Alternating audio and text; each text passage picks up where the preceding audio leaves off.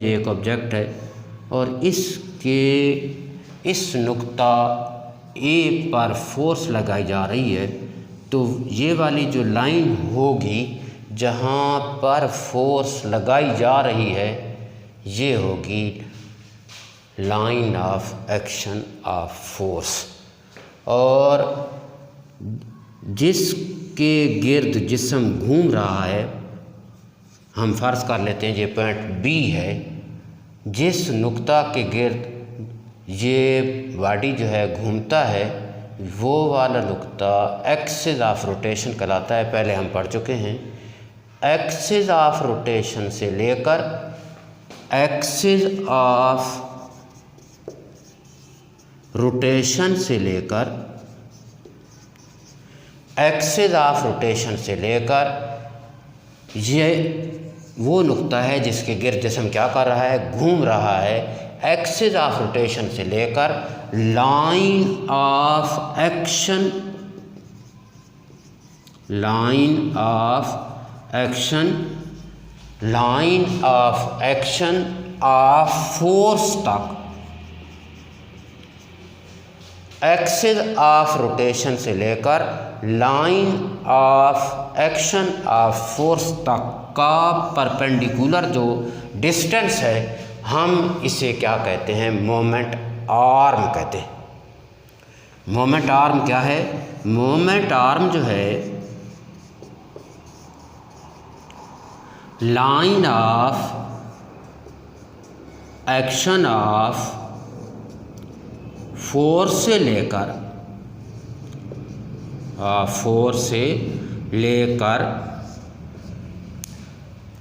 Line of action of force से लेकर axis of rotation तक, एक्सिस ऑफ रोटेशन तक का अमूदी फासला जो है, तक का अमूदी फासला क्या कहलाता है? मोमेंट आर्म कहलाता है। The distance between, perpendicular distance क्या कहना चाहिए जी? द परपेंडिकुलर डिस्टेंस, इस तरह लिख लें या पूरा लिख लें, perpendicular distance between the axis of rotation, axis of rotation and the line of action of force, line of action of force। Line of action of force क्या है? वो लाइन जहाँ पर फोर्स अप्लाई कर रहे हैं। और एक्सिस ऑफ रोटेशन क्या है? वो लाइन जिसके गिर्द जिस्म जो है रोटेट कर रहा है और इनके दरमियान जो अमूदी फासला है हम उसे क्या कहते हैं? उसका नाम मोमेंट आर्म है। इसे आम तौर पर एल से ज़ाहिर करते हैं, एल से ज़ाहिर किया जाता है। और मोमेंट आर्म क्या हुआ जी? The perpendicular distance between the axis of rotation and the line of action of force is called moment arm and is written in the form of L। इसे L की शक्ल में लिखा जाता है, L से ज़ाहिर किया जाता है। It is indicated represented by L। इसे L से ज़ाहिर कर सकते हैं।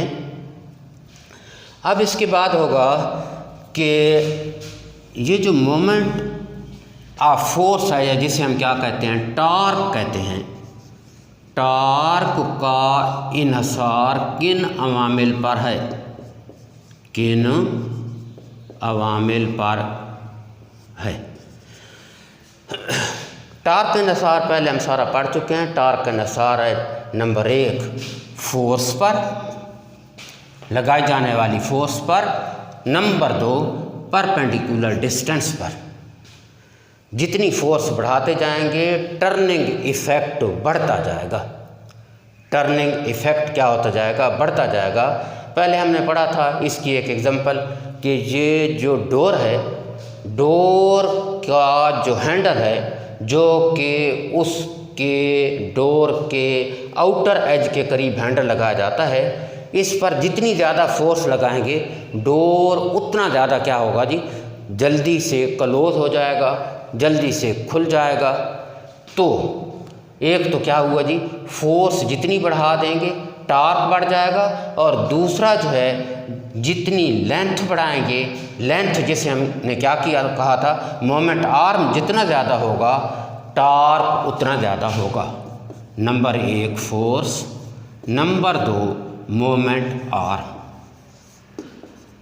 मोमेंट आर्म के लिए एक एग्जांपल हमने पहले और भी पढ़ी थी, और उसके मुताबिक क्या था कि अगर ये जो स्पैनर है, स्पैनर जो कि एक नट को खोलने के लिए इस्तेमाल किया जाता है, इसका हैंडल जितना ज़्यादा लंबा होगा, हैंडल की लंबाई जितनी ज़्यादा होगी, हमारा काम उतना ज़्यादा आसान होगा। यानी मोमेंट आर्म के बढ़ाने से टर्निंग इफेक्ट उतना ही बढ़ जाता है। और यही वजह होती है कि जो डोर होता है, डोर में क्या किया जाता है जी, कि ये जो हैंडल है उसको इंतहाई आउटर एज पर लगाना चाहिए।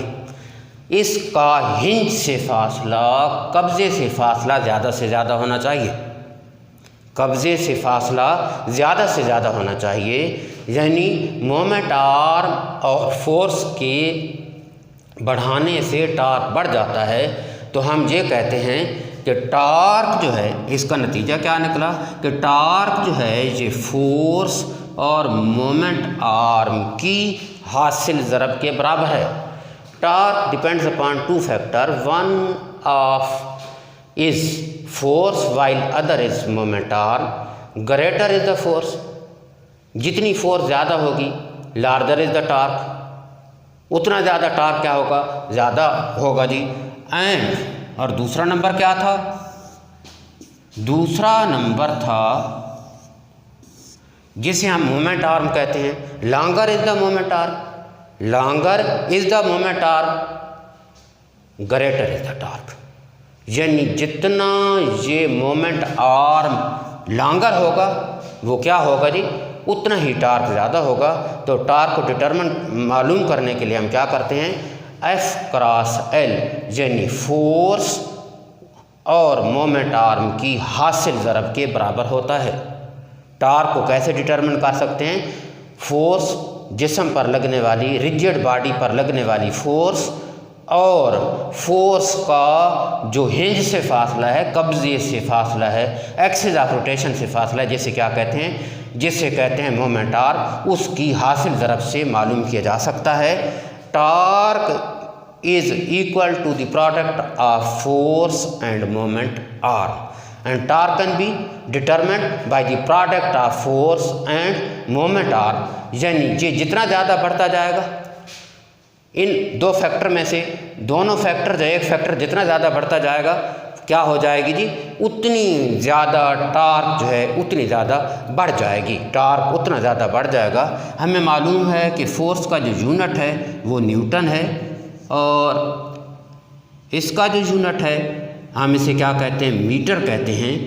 तो टार्क का जो यूनिट है वो होगा न्यूटन मीटर, टार्क का यूनिट न्यूटन मीटर है, टार्क का यूनिट न्यूटन मीटर है। और टार्क 1 न्यूटन मीटर होगा, टार्क 1 न्यूटन मीटर होगा। यहीं से हम डिफाइन कर सकते हैं, टार्क 1 न्यूटन मीटर होगा जब 1 मीटर मोमेंट आर्म पर 1 न्यूटन की फोर्स लगाई जाए, 1 न्यूटन की फोर्स लगाई जाए, 1 न्यूटन की फोर्स लगाई जाए और मोमेंट आर्म कितना हो, 1 मीटर हो, तो जो टर्निंग इफेक्ट है जिसे हम टार्क कहते हैं वो क्या होगा, वो 1 न्यूटन मीटर होगा। torque will be 1 Newton meter if 1 Newton force is applied on the object while the moment arm is 1 meter, then torque is said to be 1 Newton meter. Then torque is said to be 1 Newton meter. Torque कितना होगा? 1 Newton metre होगा। तो आज हमने ये पढ़ लिया है कि टॉर्क जो है it depends upon 2 factor, one is the force while other is the moment arm. Moment arm जो है ये क्या है? It is the perpendicular distance between the axis of rotation and line of action of force. Line of action of force से लेकर axis of rotation तक का फासला, एक्सिस ऑफ रोटेशन तक का जो जो अमूदी फासला है, परपेंडिकुलर डिस्टेंस है, हम उसे क्या कहते हैं? मोमेंट आर्म कहते हैं। इसको समझने के लिए हम एक एग्जांपल का सहारा लेते हैं। यहाँ पे लिखा हुआ है फोर्स 150 न्यूटन है। फोर्स कितनी है जी? 150 न्यूटन फोर्स है। 150 न्यूटन फोर्स है। ये स्पैनर है, पाना है जिससे नट वगैरह को लूज या टाइट करते हैं, और इसकी जो लेंथ है वो 10 सेंटीमीटर है। लेंथ को एल से ज़ाहिर करें, 10 सेंटीमीटर। सेंटीमीटर को बेसिक यूनिट में बदलने के लिए 100 से डिवाइड कर दें। 10 बाई 100 0.1 मीटर होगा। इसकी लेंथ जो है 0.1 मीटर होगी। टॉर्क को कैसे डिटरमिन करेंगे? टॉर्क को डिटरमिन करने के लिए हम कहते हैं it is the product of force and length. Force कितनी है? 150 और लेंथ कितनी है? 0.1। तो ये हो जाएगा टॉर्क 15 न्यूटन मीटर। टॉर्क कितना हो जाएगा? 15 न्यूटन मीटर। आगे हम चलते हैं और इसका जो पहला नंबर है उसमें लिखा हुआ है अगर यही वाला स्पैनर है उस पर 60 न्यूटन की फोर्स लगा दी जाए, 60 न्यूटन की फोर्स लगा दी जाए तो इसकी लेंथ कितनी होगी? मोमेंट आर्म कितना होगा? फोर्स कितनी लगा दी जाए जी? फोर्स 60 न्यूटन की लगा दी जाए। फोर्स 60 न्यूटन की लगा दी जाए तो उसका मोमेंट आर्म कितना होगा? Moment arm question mark.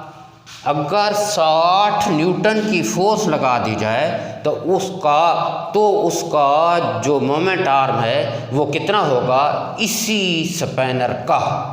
तो हमें मालूम है torque is equal to F cross L, product of force and moment arm, product of force and moment arm.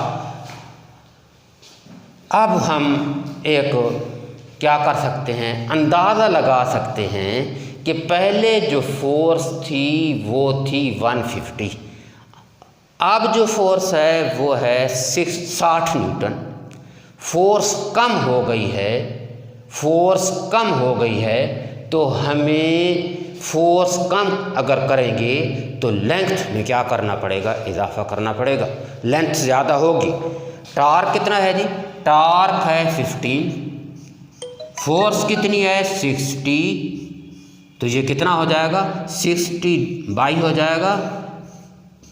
तो लेंथ का आंसर कितना हो जाएगा? 1/4, या लेंथ का आंसर होगा 1/4 को हम क्या कह सकते हैं? 0.25 मीटर। ज़ीरो पहले कितना था? फोर्स ज़्यादा थी, लेंथ कम थी। यानी ये हमें याद रखना पड़ेगा कि जितना मोमेंट आर्म बढ़ाते जाएंगे हमें फोर्स उतनी कम लगानी पड़ेगी, हमारा काम उतना ज़्यादा बेहतर और अच्छा हो जाएगा। अब लेंथ क्या हो गई है? लेंथ बढ़ गई है। लेंथ के